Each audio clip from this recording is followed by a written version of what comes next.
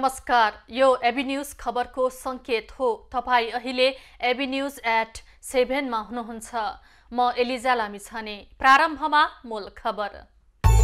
तमु समुदायको गौरवशाली परम्परालाई सरकारले उच्च सम्मान गर्ने प्रधानमन्त्री दाहालको भनाई।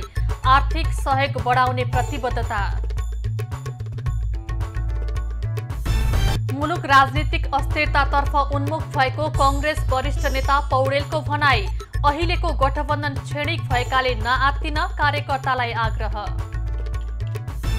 शपथ ग्रहणसँगै प्रदेशहरूमा पनि सरकार गठनको प्रक्रिया अघि बढ्यो।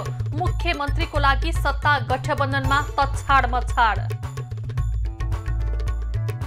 बाँकेको विराट खानेपानी आयोजना सञ्चालनमा आउन सकेन। उपभोक्ता शुद्ध पानी पिउनबाट वञ्चित। के प्रब्लम हो है, पानी हामीले खान पाइनौं। वर्षा र सहकालका देवता सेतो मच्छिन्द्रनाथको महास्नान। भोलिबाट मर्मत र रङरोकन सुरु गरिने। र टी20 लिगमा लुम्बिनीको लगातार 5औं जित। काठमाडौँ 35 रनले पराजित। अर्को खेलमा पोखराले फार वेस्टलाई 3 विकेटले हरायो।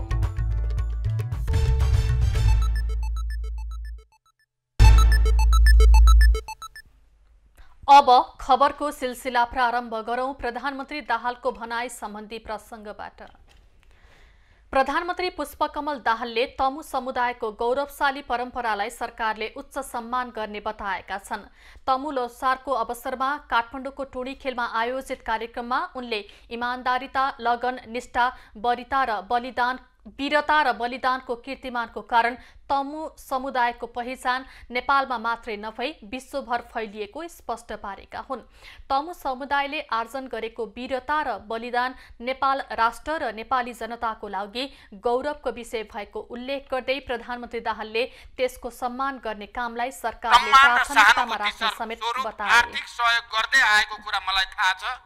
म पनि दोस्रो चोटि प्रधानमन्त्री हुँदा मैले बोलेको थिएँ, तर मैले प्रधानमन्त्री छोडेपछि त्यो आर्थिक सहयोग भएन भनेर मलाई सुनाउनु भयो।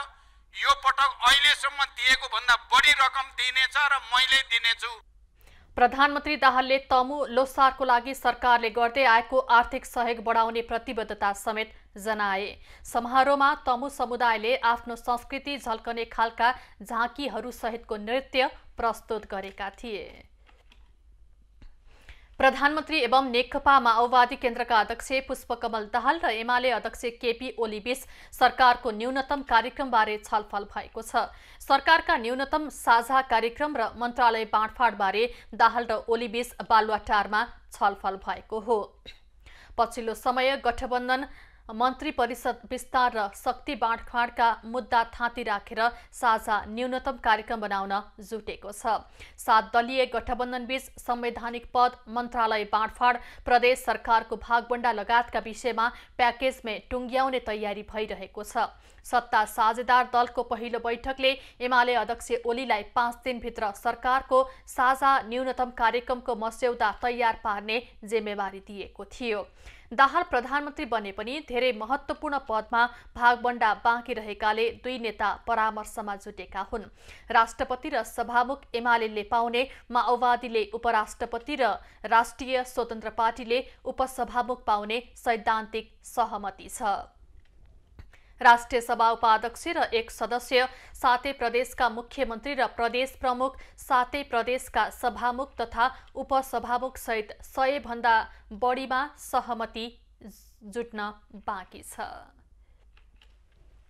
नेपालको लागि भारतीय राजदूत नवीन श्रीवास्तवले प्रधानमन्त्री पुष्पकमल दाहालसँग भेटवार्ता गरेका छन्। बालुवाटार स्थित प्रधानमन्त्रीको सरकारी निवासमा भएको भेटमा दुई देशबीचको सम्बन्ध अझ मजबुत बनाउने बारे छलफल भएको दाहालको सचिवालयले जनाएको छ। भेटवार्ताको क्रममा राजदूत श्रीवास्तवले भारतीय प्रधानमन्त्री नरेन्द्र मोदीले पठाएको बधाई पत्र प्रधानमन्त्रीलाई हस्तान्तरण गरेका थिए। दाहाल प्रधानमन्त्री बने लगतै मोदीले सामाजिक सञ्जालबाट पनि शुभकामना दिएका थिए। प्रधानमन्त्री पुष्पकमल दाहाललाई चिनिया प्रधानमन्त्री ली खछ्याङले बधाई दिएका छन्। चिनिया प्रधानमन्त्री लीले आज नेपाल स्थित चिनिया दूतावास मार्फत प्रधानमन्त्री दाहाललाई बधाई पत्र पठाएका हुन्। प्रधानमन्त्री दाहालसँग नेपालको लागि चिनिया कार्यवाहक राजदूत वाङ जिनले शिष्टाचार भेट गर्दै पत्र हस्तान्तरण गरेका हुन्। नेपाली कांग्रेसका वरिष्ठ नेता रामचन्द्र पौडेलले मुलुक राजनीतिक अस्थिरतातर्फ उन्मुख भएको बताएका छन्। शुक्रबार तनहुको बन्दीपुरमा आयोजित कार्यक्रममा नेता पौडेलले चुनावी गठबन्धनलाई तोडेर देशलाई अस्थिरतातर्फ लैजाने प्रयत्न भएको बताएका हुन्। अहिलेको गठबन्धन क्षणिक भएको भन्दै नेता पौडेलले केही अराजक कम्युनिस्टहरूले सङ्लो पानीलाई धमिलो पारेर माछा मार्ने दुष्प्रयास गरेको आरोप समेत लगाए। मेरो राजनीतिको मेरो विकासको उद्देश्य हो। म त्यो काम गर्न चाहन्छु, यही रोजगारीको अवस्था सिर्जना होस्। म त्यो काम गर्न चाहन्छु, यही मान्छेले आम्दानी प्राप्त गरेर सुखी जीवन व्याप्त गर्न सकुन्। गठबन्धन तोडिएकोमा कति पनि विचलिन नहुन कार्यकर्ताहरूलाई आग्रह गर्दै नेता पौडेलले देशलाई अस्थिरतातर्फ लैजान भएको प्रयत्नलाई रोक्ने बताए। देशमा सुशासन कायम राखी आर्थिक उन्नतिको लागि राष्ट्रिय सहमतिको खाँचो रहेको औँल्याउँदै नेता पौडेलले त्यसको लागि नेताहरूले हिम्मत राख्नुपर्ने धारणा व्यक्त गरे। सुदूरपश्चिमका प्रदेशसभा सदस्यहरूले पद तथा गोपनीयताको शपथ ग्रहण गरेपछि प्रदेश सरकार गठनको प्रक्रिया अगाडि बढ्ने भएको छ। प्रदेश सरकारको नेतृत्वको लागि सत्ता साझेदार दलहरू मुख्यमन्त्री सहितका पदहरूमा दाबी गरिरहेका छन्। सुदूरपश्चिमका प्रदेशसभा सदस्यहरूले शुक्रबार पद तथा गोपनीयताको शपथ लिएका छन्। प्रदेशसभाका ज्येष्ठ सांसद मानबहादुर रावलले प्रदेश प्रमुख देवराज जोशीबाट शपथ ग्रहण गरे लगत्तै सदस्यहरूलाई शपथ गराएका हुन्।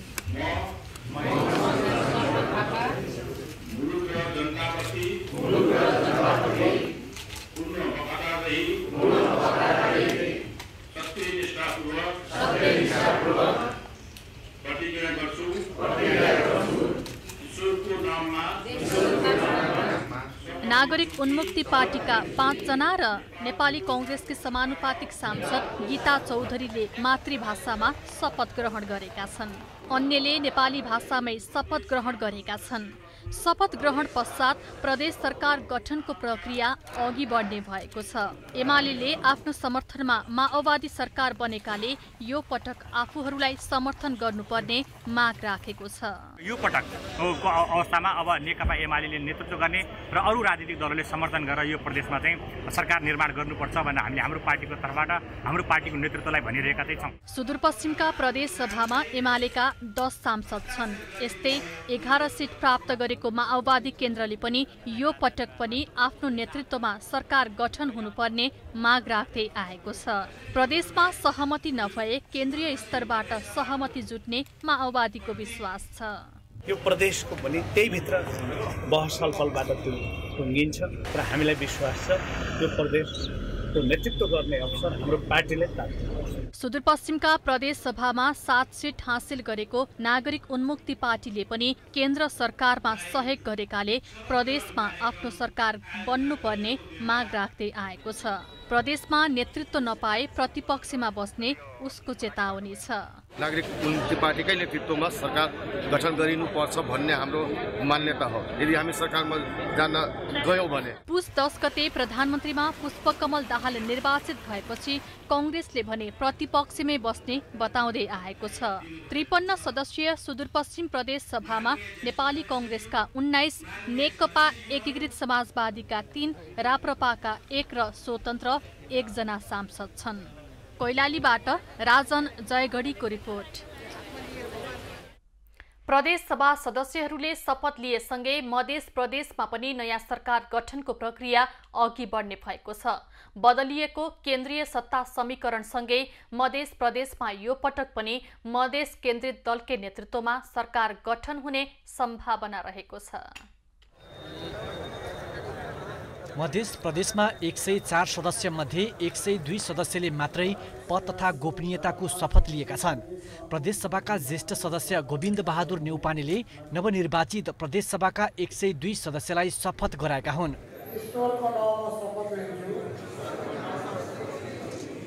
नेपालको सार्वभौम सत्ता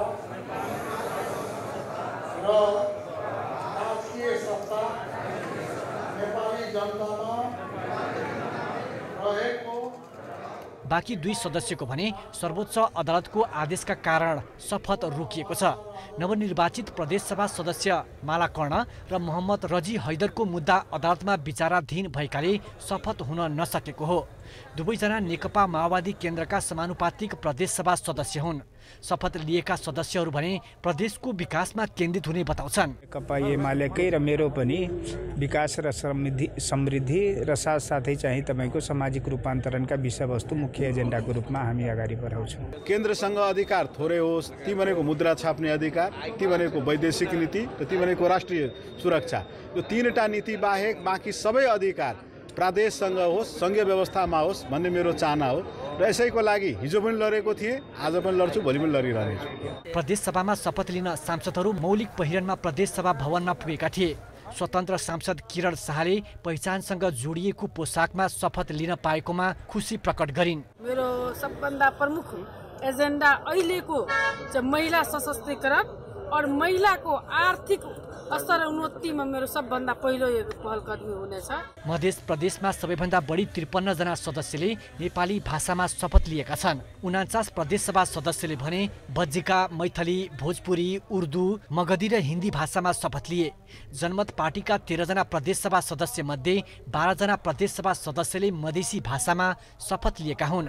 1 जनाले मैथली भाषामा शपथ लिएका छन्। प्रधानमन्त्री पुष्पकमल दाहालले तत्काललाई mobile device management system MDMS लागू नगर्न निर्देशन दिएका छन्। आजदेखि लागू गर्ने भनिएको MDMS लागू नगर्न प्रधानमन्त्री दाहालले निर्देशन दिएका हुन्। भन्सार विभाग र नेपाल दूरसञ्चार प्राधिकरणलाई प्रधानमन्त्रीले लागू नगर्न निर्देशन दिएपछि हाललाई योजना स्थगित भएको छ। नेपाल दूरसञ्चार प्राधिकरणले आजदेखि यो प्रणाली सञ्चालनमा ल्याउने भन्दै मोबाइल अनिवार्य दर्ता गर्न सूचना जारी गरेको थियो। मोबाइल दर्ता गर्नुपर्ने व्यवस्थाले विदेशबाट फर्कने नागरिकले थप शास्ति पाउने भन्दै यसको चर्को आलोचना हुँदै आएको थियो। सरकारले विदेशबाट फर्कने नेपालीले एक थान मोबाइल ल्याउँदा 18% कर लिन लागेपछि वैदेशिक रोजगारीमा रहेका नेपालीले त्यसको विरोध गर्दै आएका छन्। त्यसको विरोधमा सामाजिक सञ्जालमा नो रेमिटेन्स # अभियान समेत सुरु भएको थियो। अनधिकृत रूपमा आयात हुने मोबाइल फोनको वितरण तथा प्रयोगलाई निरुत्साहित गर्ने भन्दै पूर्ववर्ती सरकारले MDMS प्रणालीलाई पूर्ण रूपमा कार्यान्वयनमा ल्याउने निर्णय गरेको थियो। विदेशबाट नेपालीहरूले लिएर आउने मोबाइल फोनमा कडाई गर्ने निर्णयबाट नेपाल दूरसञ्चार प्राधिकरण पछि हटेको छ। सरकारको निर्देशनपछि प्राधिकरणले आज एक सूचना निकालेर सो निर्णय कार्यान्वयन नगर्ने जनाएको हो। प्राधिकरणको सूचनामा मोबाइल सेटको गैर कानूनी आयात, बिक्री, वितरण तथा प्रयोगलाई निरुत्साहित गरी थप व्यवस्थित गर्न, चोरी भएका र हराएका मोबाइल सेटको ट्र्याकिङ, ब्लकिङ गर्न नेपाल दूरसञ्चार प्राधिकरणले सञ्चालनमा ल्याएको MDMS दर्ता प्रक्रिया सरलीकृत गरिएको उल्लेख छ। सूचनामा विदेशबाट आउने नेपालीहरूले निजी प्रयोगको लागि ल्याएका मोबाइल सेटहरूको IMEI रजिस्ट्रेसन सम्बन्धमा सेवाग्राहीको पृष्ठपोषण र दर्ता प्रक्रियालाई सरलीकरण गर्न निर्देशन भए अनुसार अर्को सूचना प्रकाशन नहुन्जेलसम्म पूर्ववत रूपमा हुँदै गरेको IMEI प्रक्रिया अनुसार नै हुने प्राधिकरणले जनाएको छ। बाँकेको कोहलपुरमा रहेको खानेपानी आयोजना अलपत्र परेको छ। निर्माण सम्पन्न भएर पनि विविध कारणले विराट खानेपानी तथा सरसफाई आयोजना सञ्चालनमा नआउँदा उपभोक्ता शुद्ध पानी पिउनबाट वञ्चित भएका छन्। कोहलपुर नगरपालिकाको वडा नम्बर 8 मा रहेको विराट खानेपानी आयोजना बजेट अभावका कारणले 2068 सालमा स्थापना भए पनि हालसम्म सञ्चालनमा आउन सकेको छैन। स्थानीय निकायको त्यति ध्यान नजाँदा यो आयोजना अलपत्र परेको स्थानीयवासीले बताएका छन्। पानी सञ्चालन लागेको 10-12 वर्ष भइसक्यो, अझैसम्म उपभोक्ताहरूले पानी खान पाइएको छैन। बजेटहरू आउँछ कहाँ जान्छ के हो खै थाहा छैन। कोवलपुर नगरपालिकाका जनतालाई शुद्ध पानी पिउनका लागि यो आयोजना सञ्चालन हुन अति आवश्यक रहेको स्थानीयवासीले बताएका छन्। हजुर, हाम्रो यो खानेपानीको 10-12 वर्ष भयो, पानी अहिलेसम्म सुचारू भएको छैन। बजेटमा हो कि के भयो, के प्रब्लम हो है, पानी हामीले खान पाइनौँ।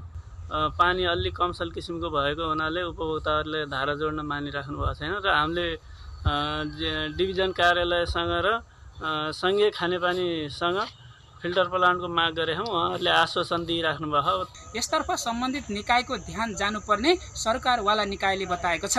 हुमरी भट्टराई, कोहलपुर, बाँके। खबरको सिलसिला अझै जारी छ, हामीसँगै रहनुहोला।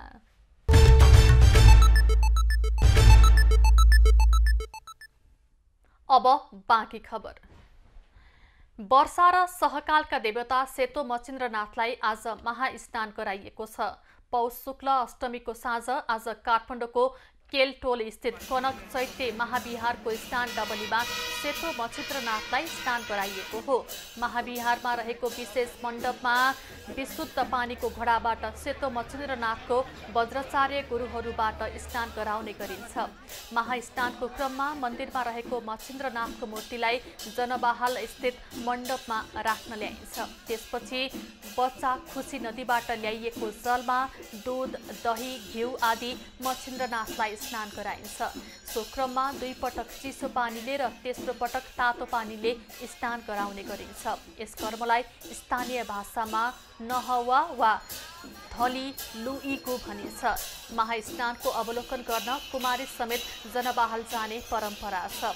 महास्नानपछि भोलिबाट मचिन्द्रनाथको मूर्तिको आवश्यक मर्मत गर्नुका साथै रङरोगन गर्न सुरु गरिन्छ। सेतो मचिन्द्रनाथलाई हिन्दूहरूले मचिन्द्रनाथको रूपमा र बौद्ध मार्गीले आर्य अवलोकितेश्वरको रूपमा मान्ने गर्दछन्। सेतो मचिन्द्रनाथको मन्दिर राजा यच्छेमल्लको शासनकालमा निर्माण भएको मानिन्छ। तमु गुरुङ समुदायले शुक्रबार तो लोह बाघ वर्गको विदाई गर्दै हि लोह अर्थात् बिरालो वर्गको स्वागत गरेका छन्। पुष 15 गते तमु समुदायले नयाँ वर्ष लोसार मनाएका हुन्। गुरुङ समुदायले शुक्रबार तमु लोसार मनाएका छन्। गुरुङ समुदायले पुरानो वर्षलाई विदाई गरी नयाँ वर्षलाई स्वागत गरी विभिन्न सांस्कृतिक कार्यक्रम सहित काठमाडौँ सहित देशभर लोसार मनाएका हुन्।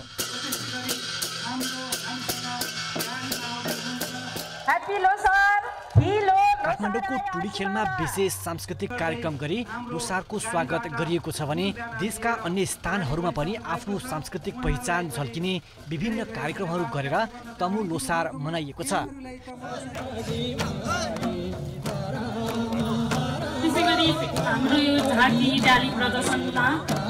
काठमाडौँमा लोसार मनाउन काठमाडौँ नजिकका विभिन्न जिल्लाहरूबाट समेत गुरुङ समुदाय उपस्थित भएका थिए। सो अवसरमा गुरुङ समुदायका विभिन्न सांस्कृतिक नाचदेखि झाँकी समेत प्रदर्शन गरिएको थियो। गुरुङ जातिमा प्रचलित सोरठी, घाटु, मारुनी, कौडा, शेर्ग लगायतले टुडीखेल शुक्रबार गुन्जिएको थियो। यो वर्ष चाहिँ बाघ वर्ग तोलो को विदाई र हिलो बिरालो वर्गको आगमनको यो उपलक्ष्यमा हामी तमुहरूले विभिन्न ठाउँमा आफ्नो ठाउँ क्षेत्रमा यो ग्रह शान्ति गरेर यो नराम्रो ग्रहहरू शान्ति गरेर चाहिँ हामी यो आफ्नो परम्परागत रूपमा चाहिँ यो लोसार मान्ने चलन छ। गुरुङ जातिमा विभिन्न 12वटा पशु पंक्षीको नामबाट आफ्नो वर्ष गर्ने गर्छन्। गुरुङ जातिले यो वर्ष बिरालो वर्गको स्वागत गरेका छन्। यो तमु लोसारको चाहिँ गुरुङको सबभन्दा मुख्य चाड अथवा पर्वको हिसाबले मनाइन्छ। यो हरेक वर्षको यो पुष 15 को दिनमा चाहिँ लो फेरिने दिन जुन चाहिँ 12वटा वर्गले पालै पालै फेरिने दिनमा चाहिँ मनाइन्छ। लोसारलाई परिवार, आफन्त, साथीभाइ तथा इष्टमित्र बीच जमघट गरी मौलिक खानेकुरा चोक्कै खाने र एक आपसमा शुभकामना आदान प्रदान गरी मनाउने गरिन्छ। लोहको अर्थ वर्ष र सारको वर्ष फेरिनु भएकाले वर्ष फेरिने दिनलाई तमु लोसार भनिएको हो। लोसारको क्रममा आफ्नो समुदायको सांस्कृतिक पहिरनमा सजिएका यो समुदायका मानिसहरूले नाचगान गर्दै टुडी खेलको सडक रङ्गीन बनाएका थिए। क्यामेरामा राजेश रजकका साथ वेदबहादुर गुरुङ, काठमाडौँ। यसैबीच हामीले टुडी खेलमा भेला भएका गुरुङ समुदायलाई लोसारको महत्त्वका विषयमा सोधेका छौं। उनीहरूको धारणा आजको हामीलाई भन्नु छमा।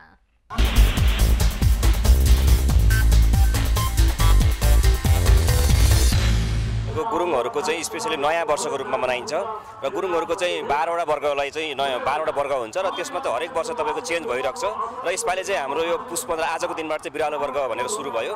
हाम्रो 12वटा वर्ग हुन्छ। यो 12वटा वर्गमध्ये आज बाघ वर्गलाई बिदाई र बिरालो वर्गलाई स्वागत गर्ने यो नयाँ वर्षको रूपमा आज हामी यो काठमाडौँ उपत्यकामा रहेको गुरुङहरूले एक भव्यको रूपमा आज टुडी खेलमा हामी यो हाम्रो नयाँ वर्ष मनाइरहेको छ। गुरुङहरूको महान पर्व हाम्रो यो तमु लोसार चाहिँ एकदमै ठुलो महत्त्व छ, जुन चाहिँ नयाँ वर्ष जुन हाम्रो यो पुष 15 देखि सुरु हुन्छ। यसपालि चाहिँ अब हाम्रो बिरालो वर्ग चाहिँ स्वागत गर्दैछौँ। पुर्खौलीदेखि पहिलेदेखि हाम्रो एउटा पहिचान दिने, एउटा हाम्रो लो फेरेर अर्को लोमा प्रवेश गर्ने भन्ने न्यू इयर नै हाम्रो यो तमु लोसार हो। नयाँ सरकारले अर्थतन्त्र सुधारलाई पहिलो प्राथमिकतामा राखेपछि उद्योगी व्यवसायीहरू उत्साहित बनेका छन्। कोरोना महामारीले थला पारेको निजी क्षेत्रलाई मर्का पर्ने नीति लिएको भन्दै विरोधमा उत्रिएका व्यवसायीहरू नयाँ सरकारले देखाएको तदारुकताले आशावादी बनेका छन्। नयाँ सरकारले मुलुकको अर्थतन्त्र सुधारलाई पहिलो प्राथमिकतामा राखेको छ। अर्थमन्त्री विष्णु पौडेलले उद्योगी व्यवसायको समस्या समाधानका लागि तदारुकता देखाएसँगै व्यवसायीहरू पनि आशावादी बनेका छन्। ब्याङ्कको ब्याज दर 1 अङ्कको हुनुपर्ने, चालु पुँजी कर्जा निर्देशिका खारेजी गर्नुपर्ने लगायतका माग राख्दै आएका व्यवसायीहरूमा सरकारको प्रतिबद्धताले नयाँ आशा जागेको छ। आउँदाउँदै जुन एउटा नीतिगत एउटा स्पष्टता यसो गर्ने भनेर भन्नुभएको छ नि, त्यसमा अगाडि अब आउँदा दिनहरूमा अब हाम्रो साथ सहयोग अब निजी क्षेत्रले पनि आफूले सकेका गरिहाल्छ। त्यसैले अगाडि बढ्दैको खण्डमा पक्कै पनि नतिजा राम्रो होला भन्ने हाम्रो अपेक्षा हो। यो नयाँ सरकारसँग एकदमै हामी उत्साहित छौँ। उहाँहरूको पहिलो क्याबिनेट बैठकले पनि एउटा चाहिँ पहिलो नम्बरमै यो जुन अर्थतन्त्र चाहिँ हाम्रो चाहिँ एउटा निराशामय बनेको छ, यसलाई चाहिँ सुधार गर्छौँ, निजी क्षेत्रसँग सहकार्य गर्छौँ भन्नुभएको छ। आन्तरिक उत्पादन घट्नु र आयातमा वृद्धि हुनुले अर्थतन्त्र कमजोर बन्दै गएको देखिन्छ। सरकारले आन्तरिक उत्पादनलाई प्राथमिकतामा राखेर आयात घटाउनु अर्थतन्त्र बलियो बनाउने आधार भएको व्यवसायी बताउँछन्। आज संसारमा जति चिज हुन्छ त्यो हाम्रोमा हुन्छ।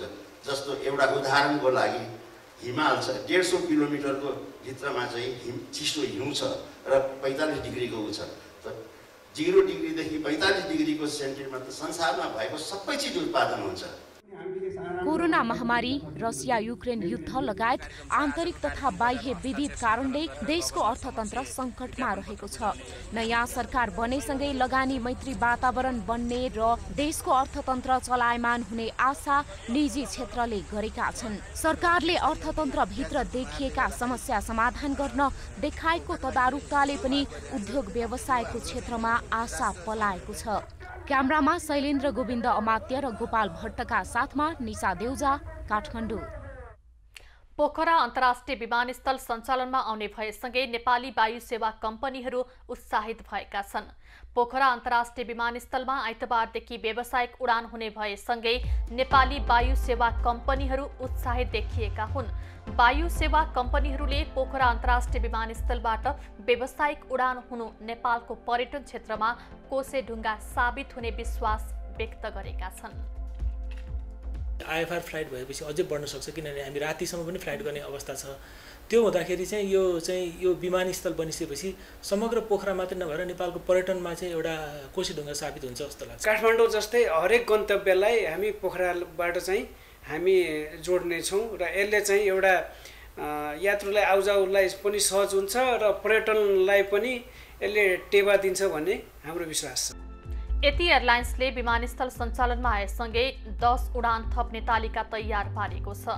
बुद्धले पोखराबाट गर्ने सम्पूर्ण उडान अन्तर्राष्ट्रिय विमानस्थलबाट गर्ने सम्पूर्ण तयारी गरेको छ। बुद्ध एयरले पोखराबाट बनारस उडानको लागि अनुमति पाएसँगै उडान भर्न तयारी पनि थालेको छ। कम्पनीहरूले नेपालमा तेस्रो अन्तर्राष्ट्रिय विमानस्थलबाट व्यावसायिक उडान सञ्चालनमा आउनु गौरवको विषय भएको बताएका छन्। विमानस्थलमा अन्तर्राष्ट्रिय स्तरको आवश्यक सबै सेवा सुविधाहरू रहेको भन्दै आन्तरिक उडान गर्ने यात्रीहरूले समेत अन्तर्राष्ट्रिय स्तरको उडान गर्न पाउने विमान सेवा कम्पनीको भनाइ छ। सरकारले हवाई उड्डयन नीति नियमन निकाय र स्रोत मिलाएर प्रस्ताव ल्याए प्राथमिकताका साथ अघि बढाउने आश्वासन दिएको छ। आज काठमाडौँमा आयोजित कार्यक्रममा मुख्य सचिव शंकरदास बैरागीले नागरिक उड्डयन प्राधिकरण र पर्यटन मन्त्रालयले हवाई उड्डयन नीति नियमन निकाय र स्रोत गरी 3 विषय मिलाएर प्रस्ताव ल्याए प्राथमिकता दिएर अगाडि बढाउने प्रतिबद्धता जनाएका हुन्। पछिल्लो समय हवाई उडान हेर्ने निकायहरू फरक हुनुपर्छ भन्ने विषयमा धेरै बहस भए पनि निष्कर्षमा नपुगेको उनको भनाइ छ। दूरदृष्टि भने त भविष्यसम्म यति हुन्छ, हाम्रो ग्रोथ यसरी हुन्छ, हामी यो हिसाबले प्रोजेक्सन गरेर अगाडि बढ्दैछौँ भन्ने हिसाबले नै आएको होला नि त। त्यसले जे भएको छ राम्रो भएको छ। तेस्रो चौथो विमानस्थलको पनि कुरा उठ्यो, माननीय प्रधानमन्त्रीले एकदम राम्रोसँग राख्नु भएको छ। निजगढको बारेमा धेरै बहसहरू भए तर बहसले सार्थकता पाउन सकेको छैन। मलाई लाग्छ त्यसमा छिटै नै टुङ्गो लगाएर अगाडि बढ्नुपर्छ। कार्यक्रममा नेपाल नागरिक उड्डयन प्राधिकरणका महानिर्देशक प्रदीप अधिकारीले हवाई इन्धनको मूल्य तत्कालै समायोजन गर्नुपर्ने बताए। हुम्ला जुम्ला सिमकोटबाट हवाई यात्राको लागि एक रोपनी जग्गा बेच्नुपर्ने अवस्था रहेको जहाजको नम्बर बढाउँ। हामीले अहिले हाम्रो पोलिसी के भयो, एयरपोर्टको नम्बर बढाउने, जहाजको नम्बरतिर हाम्रो भएन। तर यो सिस्टमको सस्टेनेबिलिटी, यो सिस्टमको जति रोबस्ट हुनुपर्ने हो त्यो किन भएन भने यो पोलिसीको कारणले भएन, हामीसँग जहाज भएर भएन। हामीले प्रोटेक्सन गर्नु पर्यो हाम्रो क्यारियरहरूलाई। तर हाम्रो प्रोटेक्सन चाहिँ यस्तो हुनु भएन कि अर्को बिजनेसम्यान लुज हुनु भएन।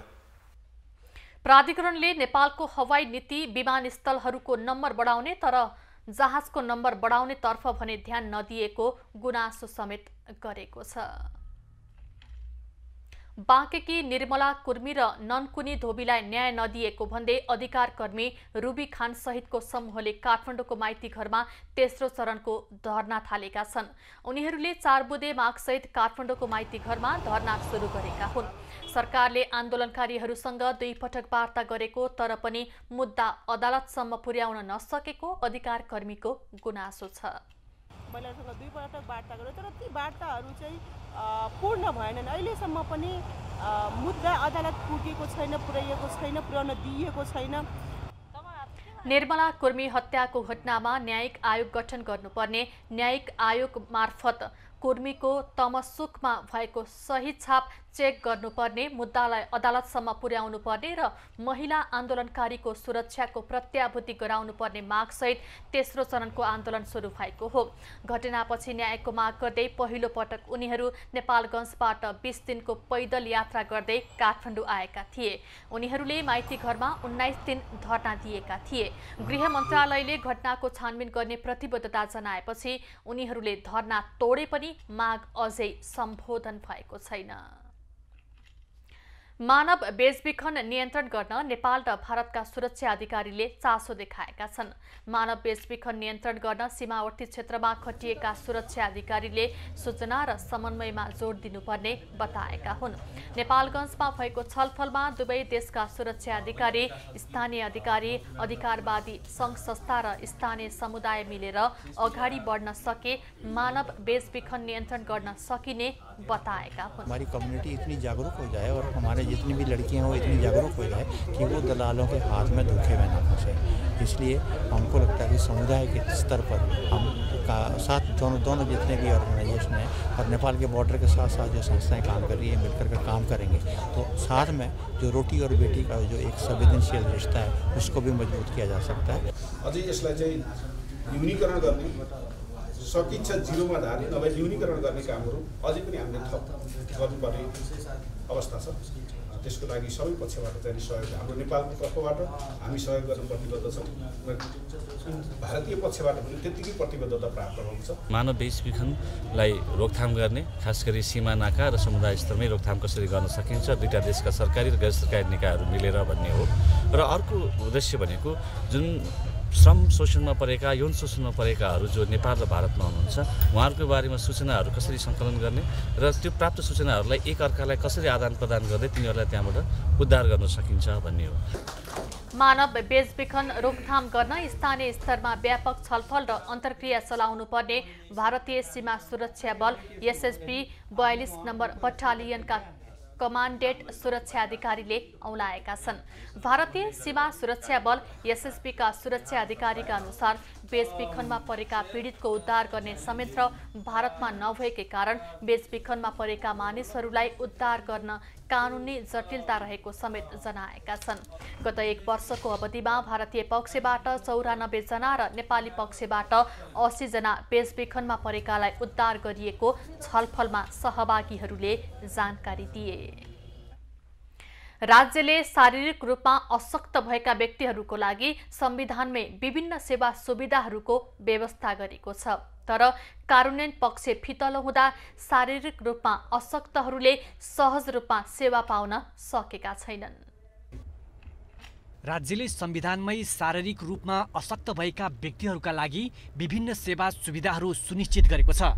निशुल्क स्वास्थ्य र शिक्षाको व्यवस्थाका साथै विविधताको पहिचान सहित मर्यादा र आत्मसम्मानपूर्वक जीवनयापन गर्न पाउने अधिकार सुनिश्चित गरेको छ। सार्वजनिक सेवा तथा सुविधामा समान पहुँच, रोजगारी, आवास र सामाजिक सुरक्षाका कानुन बमोजिम प्राथमिकताका साथ अवसर पाउने उल्लेख छ। तर संविधानमा व्यवस्था गरिएका सेवा सुविधा पाउन सहज भने नभएको अपाङ्ग महासङ्घको भनाइ छ। अब भइरहेका नीतिहरूको अवस्था के छ त त्यसको चाहिँ हामीले अलिकति यो तथ्यमा आधारित भएर चाहिँ अध्ययन अनुसन्धान गर्ने र केही रेकमेन्डेसन गर्ने कामहरू गर्नुपर्छ। यो गर्न सकेको खण्डमा जुन सरकारले अपाङ्गता भएको व्यक्तिहरूको लागि विभिन्न सुविधाहरू तय गरेको छ, तर्जुमा गरेको छ, केही सुविधाहरूको लागि बजेट पनि विनियोजन गरेको छ, त्यो सहज रूपमा प्राप्त हुन सक्छ भन्ने मलाई विश्वास छ। संविधानमा सुनिश्चित गरिएका सेवा सुविधाको कार्यान्वयनको पक्ष फितलो हुँदा अपाङ्ग भएकाहरूले हैरानी र दुर्व्यवहार खेप्नु परेको अवस्था छ। अपाङ्गता भएकालाई सरकारी निकायहरूले नै सेवा सुविधा दिन आनाकानी गर्ने गरेका छन्। अब उपचार गर्न सकेसम्म राम्रो ठाउँमा जान चाहन्छौँ हामी, त्यहाँ हामीले सुविधा पाइरहेका छैनौँ। अहिले स्वास्थ्य बिमा लागू भएको छ, जहाँ छ त्यो हो, तर सबै अपाङ्गता भएका व्यक्तिहरूलाई यो सुविधा पनि सबै ठाउँमा प्राप्त भइरहेको अवस्था देखिएको छैन है। शारीरिक रूपमा अशक्त भएकाहरूका लागि आवाज उठाउँदै आएकाहरू भने अपाङ्गता भएका व्यक्तिहरूलाई दुर्व्यवहार सहन भन्दा पनि कानुनी पाटोमा कसरी लैजान सकिन्छ भनेर सिकाउन आवश्यक भएको बताउँछन् अभियन्ताहरू। पनि अपाङ्गता भएका व्यक्तिहरूले दुर्व्यवहार सहनु भन्दा पनि त्यसलाई कानुनी कार्यवाहीमा कसरी लैजाने भन्ने कुराहरूलाई पनि सोच्नुपर्ने अर्को विकल्पको रूपमा पनि मैले हेरिरहेको छु। अनुगमन गर्ने, मूल्याङ्कन गर्ने, राम्रो गर्नेहरूलाई प्रोत्साहन दिने होइन, सवारी साधनहरू पनि अब अपाङ्गता मैत्रीकै रूपमा विकसित गर्ने। नेपालमा शारीरिक रूपमा अशक्त भएका व्यक्तिहरूको सङ्ख्या करिब 6 लाख रहेको अनुमान छ। उनीहरूका लागि संविधानमा गरिएको व्यवस्था कार्यान्वयनका लागि राज्यका सबै निकाय र शारीरिक रूपमा सबल सबै जिम्मेवार हुन जरुरी छ। सवारी चालक अनुमति पत्रको परीक्षामा नक्कली परीक्षार्थी पक्राउका घटना नौलो होइन।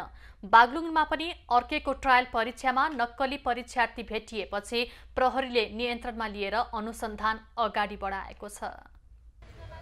लाइसेन्स लिनका लागि नक्कली परीक्षार्थी बनेर ट्रायल परीक्षा दिन आएका कास्कीका व्यक्तिलाई प्रहरीले नियन्त्रणमा लिएर अनुसन्धान अगाडि बढाएको छ। जिल्ला प्रहरी कार्यालय बागलुङले अर्कैको नाममा 2 पाङ्ग्रे सवारी साधनको सवारी चालक अनुमति पत्रको प्रयोगात्मक परीक्षा दिन आएका एक नक्कली परीक्षार्थीलाई पक्राउ गरेको हो। बुधबार बिहान बागलुङ नगरपालिका 1 खनियाघाट स्थित ट्रायल सेन्टरबाट अर्कैको नाममा परीक्षा दिँदै गरेको अवस्थामा कास्की जिल्ला पोखरा नगरपालिका 20 भलाम बस्ने वर्ष 24 का कुशल गुरुङको नाममा परीक्षा दिने सोही ठाउँका 20 वर्षका अशोक गुरुङलाई पक्राउ गरिएको हो। मनबहादुर गुरुङको छोरा वर्ष 24 को कुशल गुरुङको परीक्षा चाहिँ दिनुभएको रहेछ। यद्यपि परीक्षा पास भइसकेको थियो र त्यो पास भइसके पछाडि त्यहाँ चाहिँ नागरिकतासहित भेरिफिकेसन गर्ने क्रममा चाहिँ यो पत्ता लागेको कुरा हो। प्रहरीले सवारी परीक्षालाई पारदर्शी बनाउने अभियान अन्तर्गत अनुसन्धानलाई सूक्ष्म रूपमा प्रयोग गर्दै आइरहेको छ। साँच्चीकै नै चाहिँ नक्कली रहेछ। हामीले यस्तो कार्य जहिले पनि एकदम टाइटका साथ हेरिरहेका थियौँ। अहिलेसम्म चाहिँ त्यस्तो खालको चाहिँ कुनै पनि पर्न दिएका थिएनौँ। आज चाहिँ त्यस्तो चाहिँ मिस्टेक बस भलामको एकजना गुरुङ भन्ने आफ्नै दाईको भन्थ्यो, तर दाई हो होइन, गुरुङ त मिल्छ। सवारी दुर्घटनाको जोखिम बढाउनुमा यस्ता नक्कली परीक्षार्थी बनेर सवारी परिचय पत्र लिने कार्य पनि कारक बनेको छ। 24 वर्षीय गुरुङ वैदेशिक रोजगारीबाट फर्केको र परीक्षा उत्तीर्ण गर्न नसक्ने ठानेर बिरामी भएको भन्दै भाइलाई परीक्षा दिन लगाएका थिए। शङ्का लागेर छानबिन गर्दाखेरि चाहिँ अर्को दाइको परीक्षा दिन आएको भन्ने चाहिँ बुझिन आएको हुनाले उहाँलाई चाहिँ पक्राउ गरेर हामीले चाहिँ प्रहरी को जिम्मामा चाहिँ पक्राउ गरेर लगाएका थियौँ। सवारी चालक अनुमति पत्रको परीक्षामा बेला बेलामा विभिन्न कानुन विपरीतका घटना सुनिने गरिएको भए पनि बाग्लुङमा भने यो पहिलो घटना भएको प्रमुख थापाले बताए। कवि शिरोमणि लेखनाथ पौडेलको 138औं जन्म जयन्ती विशेष कार्यक्रम गरी आज मनाइएको छ। कवि शिरोमणि पौडेलको जन्म भएको दिनको सम्झनामा हरेक वर्ष पुस 15मा उनको स्मृतिमा विविध कार्यक्रम हुने गरेका छन्। दिवसको अवसरमा काठमाडौँको सञ्चारग्राम स्थित त्रिमूर्ति निकेतनद्वारा आयोजित कार्यक्रममा त्यहाँ स्थित कवि शिरोमणि पौडेलको पूर्ण कदको शालिगमा माल्यार्पण गरिएको छ। त्यस अवसरमा साहित्यकारहरूले कवि शिरोमणिलाई समर्पित गरेर कविता वाचन गरेका थिए। कविताको भाषा, उनका कविताको शैली, त्यसले नेपाली भाषालाई सिगार्ने जुन प्रयत्न गरेको छ त्यो त्यतिकै महत्त्वपूर्ण छ। विक्रम सम्वत 1941 को पुस 15मा कास्कीको पोखरा लेखनाथ महानगरपालिकाको अर्घौं अर्चेलमा जन्मिएका पौडेललाई 2008 सालमा कवि शिरोमणिको पदवी दिइएको थियो। उनका ऋतुविचार, तरुण, तपस्वी, गंगा गौरी सहितका महाकाव्य, लालित्य, कविता संग्रह, नाटक तथा प्रश्नोत्तर सहितका खण्डकाव्य र कविताहरू प्रकाशित छन्। नेपाल फर्निचर तथा फर्निसिङ व्यवसायी महासंघले सरकारले जारी गरेको वन नियमावली 2079 खारेज गर्न माग गरेको छ। आज काठमाडौँमा पत्रकार सम्मेलनको आयोजना गरी महासंघले सरकारले गत असार 16 गते राजपत्रमा प्रकाशित वन नियमावलीमा फर्निचर उद्योगहरू मैत्री नभएको भन्दै खारेज गर्न माग गरेका हुन्। सरकारको नीतिहरू यस्तै रहिरहे काठ उद्योगहरू बन्द हुने महासंघको भनाइ छ। उद्योग चलाउने हो भने हाम्रो उत्पादनको लागत एकदम बढ्न गएर अहिले त हामी प्रतिस्पर्धी छैनौँ। भोलिको दिनमा हाम्रो उत्पादन के हुने हो, हामी यसको प्रतिस्पर्धामा हामी जानै सक्दैनौँ। हाम्रो बजारको माग चाहिँ आयात गरेर धान्ने बाहेक हाम्रो विकल्प रहँदैन। यसरी हाम्रो भएका उद्योगहरू पनि बन्द भयो भने यसमा जति पनि रोजगार पाएका 10 लाखभन्दा बढी श्रमिकहरूले रोजगार पाइरहेको छ, यो रोजगारी पनि बन्द हुने अवस्था चाहिँ सिर्जना हुन्छ। महासंघले अहिलेको वन नियमावलीको कारण काठ पाउन नसक्दा स्वदेशी उत्पादनहरू प्रतिस्पर्धामा भाग लिनै नसक्ने अवस्थामा पुगेको भन्दै चिन्ता प्रकट गरेको छ। सरकारको नीतिको कारण भएका उद्योगहरू पनि बन्द हुने अवस्था रहेको भन्दै महासंघले 10 लाख बढी श्रमिकहरूको रोजगारी बन्द हुनेतर्फ ध्यान दिन सरकारको ध्यानाकर्षण गराएको छ। आयातित काठले बजार लिँदा आयातित सामानले पश्रय पाउने अवस्था सृजना भएको व्यवसायीको भनाइ छ। ठमेल पर्यटन विकास परिषदले अंग्रेजी नयाँ वर्ष 2023 को अवसरमा न्यू इयर इभ तथा ठमेल सडक महोत्सव गर्ने भएको छ। सबै किसिमका व्यवसायीहरूलाई मध्यनजर गरेर ठमेलको पर्यटन प्रवर्धनको लागि सडक महोत्सव आयोजना गर्न लागि आयोजक ठमेल पर्यटन विकास परिषदले आज पत्रकार सम्मेलन गरेर जानकारी दिएको हो। महोत्सवले ठमेल जान, बस्न र घुम्नको लागि जानुपर्छ भन्ने पारिवारिक वातावरण सृजना गर्ने आयोजकको विश्वास छ। ठमेल जाउँ, ठमेलमा घुमौँ, ठमेलमा बसौँ र ठमेलमा खाउँ भन्ने पारिवारिक वातावरण सिर्जना भएको छ भन्ने अनुभूति दिलाउँछ। महोत्सवमा आधुनिक सांगीतिक कार्यक्रमदेखि सांगीतिक कार्यक्रमहरू समेत हुनेछ। कार्यक्रममा 1 लाख दर्शक भित्राउने लक्ष्य आयोजकको छ। ठमेल पर्यटन विकास परिषदले ठमेललाई पर्यटकीय नगरीको रूपमा घोषणा गर्न माग समेत गरेको छ। सयौं प्रकृतिका व्यवसायहरू छन्, यहाँ रात्रिकालीन व्यवसायीहरू हुनुहुन्छ, होटेलहरू छन्, यहाँ फरक प्रकृतिका ह्यान्डिक्राफ्ट पश्मिनादेखि सयौं प्रकृतिका व्यवसायहरू छन्। यी सबै व्यवसायहरूलाई टेवा पुग्ने गरी ठमेलको पर्यटन प्रवर्धन गर्ने गरी हामीले यो सडक महोत्सव आयोजना गरेको हो। न्यू इयर इभ तथा ठमेल सडक महोत्सव शनिबार ठमेल केशर महल सञ्चय कोष अगाडिबाट सुरु भई मध्यरातिसम्म सञ्चालन हुनेछ। महोत्सवमा नेपाली मौलिक कला संस्कृति सांगीतिक कार्यक्रम ठमेलका व्यवसायीहरूले उत्पादन गरेका विभिन्न सामग्रीहरूको प्रदर्शन हुनेछ। कैलालीको घुँडाघुँडी नगर क्षेत्रको सडक क्षेत्रका संरचना भत्काउन सुरु गरिएको छ। नगरपालिकाले पूर्व पश्चिम राजमार्ग अन्तर्गत वडा नम्बर 2 को सुक्ती काँडादेखि सडक क्षेत्रका संरचना भत्काउन सुरु गरेको हो। पटक पटक सूचना जारी गर्दा समेत हटाउन अटेर गरेपछि डोजर प्रयोग गरी संरचना हटाउन थालिएको नगरपालिकाले जनाएको छ। सवारी दुर्घटना न्यूनीकरण कम गर्न तथा स्वच्छ सफा र सुन्दर नगरपालिका बनाउन सडकमा रहेका सबै प्रकारका अतिक्रमण हटाउने काम थालनी सुरु गरिएको नगर प्रमुख खड्कबहादुर रावतले जानकारी दिए। सडक क्षेत्रमा पर्ने सबै प्रकारका अतिक्रमण हटाई सहयोग गर्न नगरपालिकाले आग्रह गरेको छ। नगरपालिका भित्र पर्ने पूर्व पश्चिम राजमार्गको 25-25 मिटर भित्रका संरचनाहरू हटाइन लागिएको हो। पूर्व पश्चिम राजमार्ग अन्तर्गत वडा नम्बर 2 को सुक्ती काँडादेखि वडा नम्बर 10 को आम खौवासम्मको सडकसम्मका संरचनाहरू भत्काइने नगरले जनाएको छ। पर्साको बिन्दवासिनी गाउँपालिकाले सार्वजनिक जग्गा मिचेर बनाइएका घर टहरा हटाउने कार्य सुरु गरेको छ। गाउँपालिकाले डोजर प्रयोग गरी अतिक्रमण गरिएको जग्गा खाली गराउन थालेको हो। उडान बहु आवरमा सडक निर्माणको लागि सार्वजनिक जग्गामा भएको अतिक्रमण हटाउन सुरु गरिएको गाउँपालिकाले जनाएको छ। गाउँपालिकाले गत महिनामै 35 दिने सूचना प्रकाशन गरी अतिक्रमण हटाउन भनेको थियो।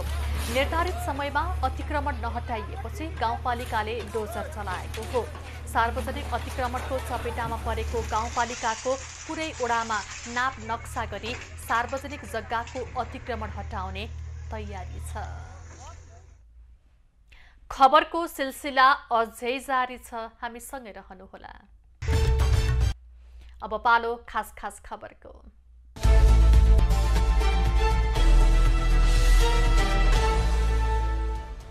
नेकपा एकीकृत समाजवादीका सम्मानित नेता झलनाथ खनाल र जसपा अध्यक्ष उपेन्द्र यादवबीच आज भेट भएको छ। खनाल निवास डल्लोमा दुई नेताबीच समसामयिक राजनीतिक विषयमा छलफल भएको हो। भेटमा सत्ताको लागि भन्दा पनि स्थायित्वको लागि सहकारी हुनुपर्ने विषयमा कुराकानी भएको नेताहरूले बताएका छन्। उपप्रधान तथा गृहमन्त्री रवि लामिछानेले सरुवा बडुवाको लागि नेताहरूको घर घरमा नजान प्रहरीलाई निर्देशन दिएका छन्। नेपाल प्रहरीको प्रधान कार्यालय नक्सालमा आज निरीक्षणको लागि पुगेका गृहमन्त्री लामिछानेले सरुवा बडुवाको लागि नेताहरूको घर घरमा नजान निर्देशन दिएका हुन्। उनले कानून र विधिसम्मत प्रहरीको बडुवा र सरुवा हुने भन्दै सोही अनुसार आचरण देखाउन निर्देशन दिएका हुन्। प्रधानमन्त्री पुष्पकमल दाहालले भारतीय समकक्षी नरेन्द्र मोदीकी माता हिराबा मोदीको निधनप्रति दुःख व्यक्त गरेका छन्। प्रधानमन्त्री दाहालले एक शोक सन्देश मार्फत प्रधानमन्त्री मोदी र उनको परिवारप्रति समवेदना व्यक्त गरेका हुन्। उनले दिवंगत हिराबाको आत्माको चिर शान्तिको कामना समेत गरेका छन्। कांग्रेस प्रदेश 1 संसदीय दलको नेतामा उद्धव थापा निर्वाचित भएका छन्। आज बिहान भएको मतदानमा प्रदेश सभापति समेत रहेका थापाले 18 मत ल्याएर निर्वाचित भएका हुन्। उनका प्रतिस्पर्धी केदार कार्कीले 9 र अमृत अर्यालले 2 मत ल्याएका छन्। नागरिक उन्मुक्ति पार्टीले संरक्षक रेशम चौधरी सहित राजनीतिक बन्दीहरूको रिहाई हुने गरी अघिल्लो सरकारले ल्याएको अध्यादेश जारी गर्न माग गरेको छ। प्रधानमन्त्री पुष्पकमल दाहाललाई शुक्रबार स्मरण पत्र बुझाउँदै नागरिक उन्मुक्तिले थारूहरूको आन्दोलनलाई राजनीतिक आन्दोलनको रूपमा स्वीकार्न र अध्यादेश जारी गर्न आग्रह गर्दै 5 बुँदे माग गरेको छ। पछिल्लो 24 घण्टामा देशभर 4 जना कोरोना संक्रमित थपिएका छन्। 881 वटा नमूना परीक्षण गर्दा सो संख्यामा संक्रमित पुष्टि भएको हो। 2 जना संक्रमण मुक्त हुँदा देशभर सक्रिय संक्रमितको संख्या 29 पुगेको छ। सप्तरीको कोशी टप्पूबाट प्रहरीले 810 किलो गाँजा बरामद गरेको छ। हनुमाननगर कंकालिनी नगरपालिका 1 कोशी टापुको एकान्त कुनामा खाल्टो मुनि 27 वटा बोरा गाडेर राखेको अवस्थामा गाँजा बरामद भएको हो। बरामद भएको गाँजाबारे थप अनुसन्धान भइरहेको प्रहरीले जनाएको छ। काठमाडौँमा आज बिहान गुडिरहेको टेम्पोमा अचानक आगो लाग्दा टेम्पोमा क्षति पुगेको छ। काठमाडौँको पुरानो बानेश्वर मैतीदेवी कमलपोखरी रोडमा चल्ने बा 13967 नम्बरको टेम्पोमा आज बिहान 81 आगो लागेको हो। आगो लाग्नुको कारण यकिन नभए पनि तार सर्ट भएर लागेको हुन सक्ने अनुमान गरिएको छ। अख्तियार दुरुपयोग अनुसन्धान आयोगका आयुक्त जयबहादुर चन्दले स्थानीय तहमा व्यापक बेठिती रहेको बताएका छन्। भ्रष्टाचार नियन्त्रण तथा सुशासन प्रवर्धन सम्बन्धी भोजपुरमा आयोजित कार्यक्रममा उनले स्थानीय तहमा अनियमितताका उजुरी धेरै आयोगमा आउने गरेको बताएका हुन्। आयोगले भ्रष्टाचार नियन्त्रणमा उल्लेख्य भूमिका खेलिएको बताउँदै आयुक्त चन्दले स्थानीय तहका जनप्रतिनिधिलाई इमानदार भएर काम गर्न आग्रह गरे। अब पालो एबी न्यूज एट मौसमको।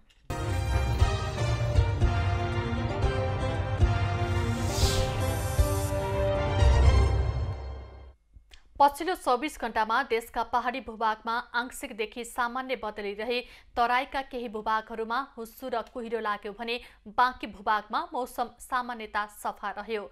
आज राति प्रदेश 1 गण्डकी कर्णाली र सुदूरपश्चिम प्रदेशका पहाडी भूभागका 1-2 स्थानमा हल्का वर्षाको सम्भावना रहेको छ। साथै हिमाली भूभागका थोरै स्थानहरूमा हल्का हिमपातको सम्भावना रहेको जल तथा मौसम पूर्वानुमान महाशाखाले जनाएको छ। काठमाडौँ उपत्यकाको आजको अधिकतम तापक्रम 16 डिग्री सेल्सियस र न्यूनतम तापक्रम 4 डिग्री सेल्सियस बीच मापन गरिएको छ। आज देशभरको मौसम कस्तो रह्यो त हेरौं देशका विभिन्न स्थानको मौसमी अवस्था।